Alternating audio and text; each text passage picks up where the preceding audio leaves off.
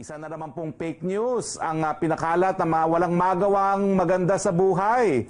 Obvious na walang katotohanan ang balita na ang Metro Manila ay mapapasailalim sa Modified Enhanced Community Quarantine o MECQ sa gabi ng 19 ng Disyembre hanggang sa katapusan ng Disyembre.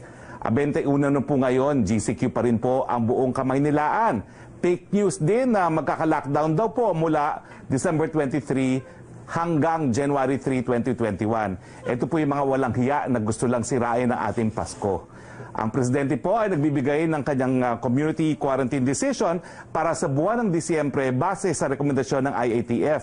Buwana na po ngayon ang classification. Ang susunod na desisyon ay para sa Enero ng susunod na taon pa. At malalaman po natin kung ano yung classification na yan sa huling linggo po ng Disyembre. So habang nagbabakasyon ng lahat, tayo po ay magmi-meeting sa IATF at tayo po ay magpapatuloy rin po ng ating press briefing para malaman ng taong bayan kung ano ang magiging quarantine classification ng Enero. Now, wag natin sanang sirain ng iilan ng ating Pasko at ating pagsalubong ng bagong taon ng mga peking balita. Mga walang magawang mabuti, pwede ba ho? Manahimik na kayo dahil Pasko naman. Please.